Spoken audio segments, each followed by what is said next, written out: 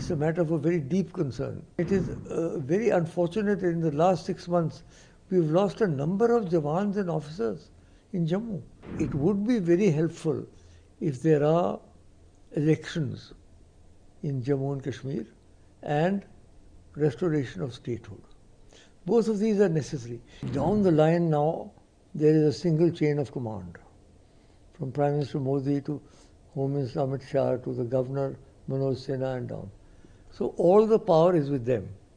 So if there are security lapses, then obviously they have to take responsibility. We cannot allow this sort of attrition all the time, losing valuable lives. How would you see the overall situation in Jammu? No, it's a matter of grave concern. I wouldn't call it critical because that is going a little too far, but certainly it's a matter of a very deep concern because for many years the terrorist activities were confined to the valley. As you know, we had a lot of losses there. That has been tightened now. So now it's very clear that they have turned their attention towards Jammu.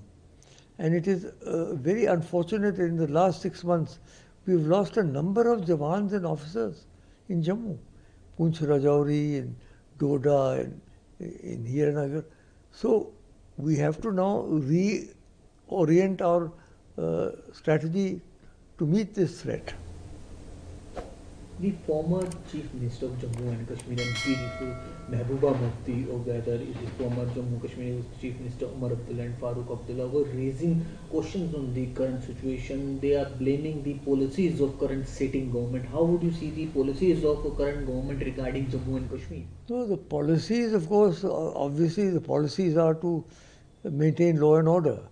We wouldn't have a policy which would welcome terrorists. I mean, the policies are always the same, whatever government comes into power. But I think that they're referring to 370 and that, you see, when 370 was finally abolished or run down, whatever, it was said that, ye ab 370 chala gaya, ab koi atankawad nahi hoga. This was said at that time. That has not turned out to be true. So, leaving aside the debate about 370, that's done and dusted. There's no point going over that now. But the fact of the matter is that it would be very helpful if there are elections in Jammu and Kashmir and restoration of statehood. Both of these are necessary. You see, the government is doing a good job. He's working very hard. He and his whole bureaucracy are working. But the fact is that without a government in position, what do the people do? They can't go to the bureaucrats in their houses and talk to them. किससे मिले वो?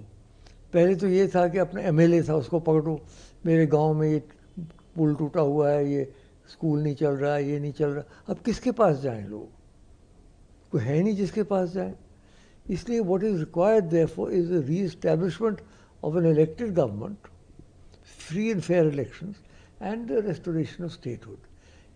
After all this is done, then only can we say that normalcy has been restored.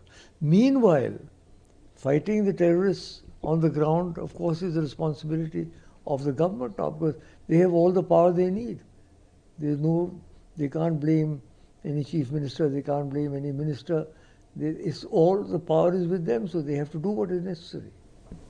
So the Congress senior leader, who is the current LOP in lower house of Parliament, also raises the question about the Jammu and Kashmir current situation. He said it's a serious matter of concern. Time and time again and again there are security lapses. Our security agencies are getting failure about this terrorist attacks. He also raised about the policies of Indian Prime Minister Narendra Modi. He says we are with the families of our soldiers, but this is the time to take action.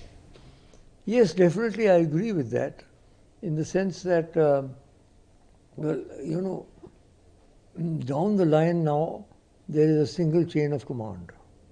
From Prime Minister Modi to Home Minister Amit Shah to the Governor Manoj Sinha and down. So all the power is with them. So if there are security lapses, then obviously they have to take responsibility. I'm not blaming any particular person. I'm saying that where there are security lapses in a state that is directly under central rule, then obviously the center has to take responsibility. So I think that, I'm not sure, I didn't hear what Rahul said, but what he was saying obviously was that we have to step up our security apparatus, and we cannot allow this sort of attrition all the time, losing valuable lives.